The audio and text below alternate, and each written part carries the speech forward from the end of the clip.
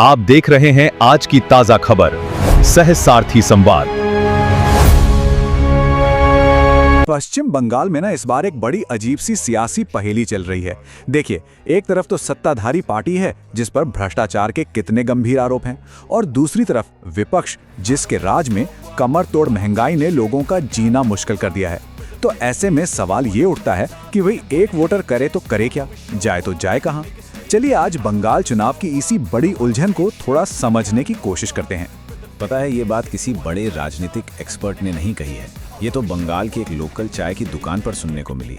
और यही लाइन ना वहाँ के पूरे माहौल को एकदम सटीक तरीके से बयां करती है। ये चुनाव किसी नेता या पार्टी के लिए जोश का नहीं, बल्कि एक तरह की निराशा से पैदा हुई मजबूरी का चुनाव बनता जा रहा है। तो ठीक है, इस पहेली को सुलझाने के लिए हम 3 मुख्य बातों पर ध्यान देंगे। पहला, वोटरों के सामने आखिर विकल्प क्या-क्या हैं। दूसरा, दोनों बड़ी पार्टियों से उनकी असल शिकायतें क्या हैं। और तीसरा, वो कौन सा ऐसा छुपा हुआ फैक्टर है जो नतीजों को पूरी तरह से पलट सकता है। और देखिए, ये कोई हवाई नाराजगी नहीं है। हम बात कर रहे हैं उस शिक्षक भर्ती घोटाले की जिसने सोचिए हजारों लाखों नौजवानों के भविष्य पर एक सवालिया निशान लगा दिया है। और साथ ही गैस सिलेंडर की वो बढ़ती कीमतें जिसने हर घर का बजट बिगाड़ कर रख दिया है। तो ये सचमुच वही हालत है कि एक तरफ कुआं है तो दूसरी तरफ खाई, एक असली दुविधा। तो वे इस चुनावी अखाड़े के मुख्य पहलवान कौन हैं? देखिए, बंगाल की राजनीति ना अब काफी हद तक सिर्फ 2 बड़ी ताकतों के बीच सिमट कर रह गई है। ये बंगाल की राजनीति में एक बहुत बड़ा चेंज है। पहले यहाँ मुकाबला कई पार्टियों के बीच होता था, है ना? लेकिन अब वाम मोर्चा और कांग्रेस, जो कभी यहाँ की बड़ी ताकतें हुआ करती थीं, वो अब हाशिए पर चली गई हैं। और इससे हुआ यह है कि तृणमूल कांग्रेस और बीजेपी के बीच एक सीधी, एकदम कांटे की टक्कर का मैदान तैयार हो गया है। चलिए अब जरा इस असंतोष की परतों को थोड़ा और खोल कर देखते हैं। आखिर दोनों तरफ से वोटरों की शिकायतों की लिस्ट में क्या-क्या शामिल है। सत्ताधारी टीएमसी के खिलाफ सबसे बड़ी नाराजगी जो है वो भ्रष्टाचार को लेकर है। खास तौर पर ये जो शिक्षक भर्ती घोटाला हुआ, जिसमें आरोप लगे कि नौकरियां सबसे ऊंची बोली लगाने वाले को बेच दी गईं। इसने न सिर्फ पूरे शिक्षा के सिस्टम पर से लोगों का भरोसा तोड़ा है, बल्कि स्थानीय टीएमसी नेताओं की एक ऐसी इमेज भी बना दी है जो मानो सिर्फ अपनी जेबें भरने में लगे हैं। अब आते हैं बीजेपी की तरफ। उनके लिए सबसे बड़ी चुनौती बनी हुई है महंगाई। सोचिए, जब एक परिवार को अपने किचन में गैस सिलेंडर के लिए दोगुनी कीमत चुकानी पड़ती है ना, तो फिर बड़ी बड़ी राष्ट्रीय नीतियां उसके लिए एक पर्सनल मुद्दा बन जाती हैं। और तो और एक और चीज है, ये मतदाता सूची में जो संशोधन हुआ, जिसे एसआईआर कहा जा रहा है, उसको लेकर भी लोगों में जबरदस्त गुस्सा है। लोगों को लग रहा है कि ये कहीं वोटरों को लिस्ट से हटाने की कोशिश तो नहीं है। तो अब ये एक बहुत ही मुश्किल हिसाब किताब बन गया है। क्या दीदी का भ्रष्टाचार, रोज की बढ़ती महंगाई और इन प्रशासनिक मुद्दों से ज्यादा बुरा है? तो जब दोनों ही बड़ी पार्टियों से वोटर निराश हैं, तो एक बड़ा दिलचस्प समीकरण बनता है। ये एक ऐसे ग्रुप के लिए दरवाजा खोलता है जिस पर अक्सर किसी की नजर नहीं जाती, लेकिन जो चुनाव का नतीजा तय कर सकता है। तो कौन है वो वाइल्ड कार्ड? ये वो ग्रुप है जो आपको न तो चुनावी रैलियों में दिखेगा और न ही टीवी पर बहस करते हुए। ये हैं मौन मतदाता। ये वोटर आखिर चुप क्यों हैं? कुछ के लिए ये राजनीतिक बदले का डर हो सकता है, तो कुछ के लिए ये गहरी हताशा भी हो सकती है। लेकिन इनकी चुप्पी को इनकी उदासीनता समझने की गलती नहीं करनी चाहिए, क्योंकि पोलिंग बूथ के अंदर इनकी आवाज सबसे बुलंद होती है। इनको आप एक तरह से चुनाव की जूरी समझ लीजिए। ये दोनों पक्षों को अपनी दलीलें पेश करते हुए सुनते हैं, सब कुछ देखते हैं और फिर एकांत में जाकर अपना अंतिम फैसला सुनाते हैं। और वो फैसला अक्सर सबको हैरान कर देता है। तो चलिए अब सारे धागों को एक साथ जोड़ते हैं। जब ये चुनावी धूल छटेगी तो बंगाल का राजनीतिक सीन आखिर दिखेगा कैसा?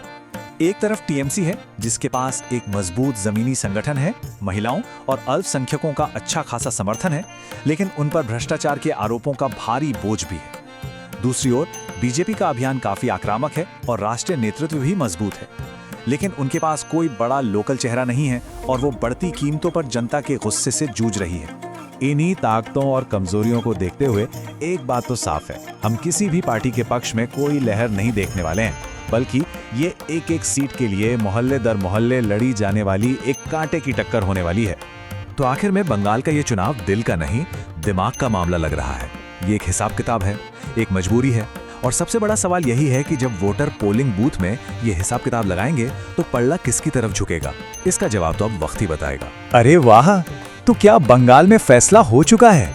जीत पक्की हो गई? भाई साहब, इतनी भी क्या जल्दी है? क्या ईवीएम से पहले ही रिजल्ट आ गया है? रुकिए रुकिए, चलिए जरा इस चुनावी माहौल की गहराई में उतरते हैं। आखिर चक्कर क्या है? क्या नुक्कड़ वाले चाय के ठेले से कोई एक्सक्लूसिव खबर हाथ लग गई है, या फिर किसी ने भविष्य देख लिया है? इन्हीं सब सवालों के बीच हमने सोचा क्यों ना सीधे जमीन की आवाज सुनी जाए। और इस काम में हमारी मदद करने आए हैं बकरी बाबा। बाबा का दावा है कि वो किसी पार्टी के नहीं बल्कि सीधे जनता के दिल की बात करते हैं। तो चलिए सीधे बाबा से ही जानते हैं कि बंगाल की हवा का असल रुख किस तरफ है। तो चलिए सबसे पहले बात करते हैं बंगाल के इस चुनावी बुखार की, और देखते हैं कि ये जो पहले चरण की वोटिंग के आंकड़े आए हैं वो असल में कहानी क्या कह रहे हैं। पश्चिम बंगाल में पहले चरण की वोटिंग में जो गर्मी देखने को मिली वो कमाल की थी। सोचिए, दोपहर 1 बजे तक ही 62% से ज्यादा वोट पड़ चुके थे।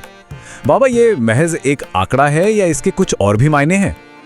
अच्छा, तो बकरी बाबा के हिसाब से ये भारी मतदान सिर्फ वोट डालने का जोश नहीं है, ये इस बात का साफ संकेत है कि लोगों के मन में कुछ तो खदबदा रहा है, और ये खदबदाहट अक्सर बदलाव की तरफ ही इशारा करती है। तो आखिर जनता के मन में चल क्या रहा है? क्या वो किसी एक पार्टी से पूरी तरह खुश है, या मामला जैसा कहते हैं एक तरफ कुआं और दूसरी तरफ खाई वाला है? बाबा कहते हैं कि देखिए, जमीनी हकीकत ये है कि वोटर पूरी तरह से किसी के भी साथ नहीं है। एक तरफ टीएमसी को लेकर कुछ मुद्दों पर अच्छी खासी नाराजगी है, तो वहीं दूसरी तरफ बीजेपी भी सबको पूरी तरह से खुश नहीं कर पा रही है। तो सवाल ये उठता है कि अगर जनता दोनों से खुश नहीं है तो फिर वो वोट दे किसे रही है? बाबा समझाते हैं कि यही तो सारा खेल है। वोटर के पास विकल्प बहुत सीमित हैं। तीसरा मोर्चा यानी कि लेफ्ट और कांग्रेस उस मजबूती से मैदान में नहीं दिख रहे, इसलिए जनता एक तरह से मजबूरी में इन्हीं दो में से किसी एक को चुन रही है। चलिए अब जरा उन खास मुद्दों को समझते हैं जिनकी वजह से वोटरों में ये बेचैनी और असंतोष दिखाई दे रहा है। बकरी बाबा एक छोटा सा किस्सा सुनाते हैं। वो कहते हैं, अरे मेरे एक जानने वाले थे, पक्के वाले समर्थक, लेकिन जब लिस्ट आई तो पता चला कि उनकी माँ का नाम ही गायब है। अब सोचिए, उनका तो भरोसा ही हिल गया। ये छोटी छोटी बातें बहुत बड़ा असर करती हैं साहब। और इसके ऊपर से महंगाई की मार, तेल हो, गैस हो, सब्जी हो, सब कुछ तो महंगा है। जनता अब सीधा सवाल कर रही है कि भैया हमारे घर का बजट कौन संभालेगा? ये गुस्सा वोट में कैसे बदलेगा, ये देखने वाली बात होगी। और फिर आता है भ्रष्टाचार का मुद्दा। टीएमसी के कुछ नेताओं पर लगे आरोप, जांच, गिरफ्तारियां। बकरी बाबा कहते हैं, देखिए जनता भले ही चुपचाप सब देखती है पर वो कुछ भूलती नहीं है, वो सबका हिसाब रखती है। तो इन सभी मुद्दों से एक बात तो एकदम साफ हो जाती है कि बंगाल का ये चुनावी दंगल पूरी तरह से दो ध्रुवों के बीच सिमट गया है, एक बराबरी की लड़ाई। तो बाबा आखिर ये मुकाबला है कैसा? एक तरफा है या फिर कांटे की टक्कर है? बकरी बाबा के मुताबिक लड़ाई बिल्कुल बराबरी की चल रही है। एक तरफ ममता बनर्जी का अनुभव और टीएमसी का जमीनी नेटवर्क है, तो दूसरी तरफ बीजेपी का जोरदार प्रचार और केंद्रीय नेतृत्व। दोनों की अपनी अपनी ताकतें हैं तो अपनी अपनी कमजोरियां भी हैं। और इस बराबरी की लड़ाई में एक ऐसा फैक्टर है जो नतीजों को किसी भी तरफ मोड़ सकता है, और वो फैक्टर है साइलेंट वोटर, यानी कि मौन मतदाता। अब बकरी बाबा एक बहुत गहरी, बहुत गंभीर बात कहते हैं। वो कहते हैं, जमीनी माहौल और कुछ सर्वे जिस तरफ इशारा कर रहे हैं उसे देखकर एक बात तो लगता है कि परिवर्तन ही सर्वोपरि सच्चाई है। लेकिन असली पेंच यहीं पर है।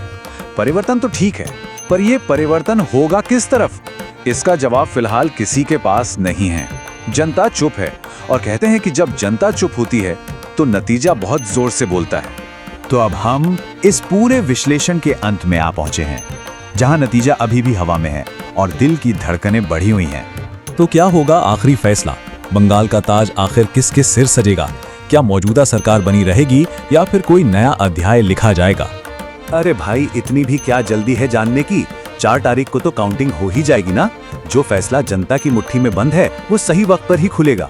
हाँ, एक बात तो तय है, मुकाबला बिल्कुल कांटे का है और ये चुनाव बेहद दिलचस्प होने वाला है। आप देख रहे हैं आज की ताजा खबर, सहसारथी संवाद।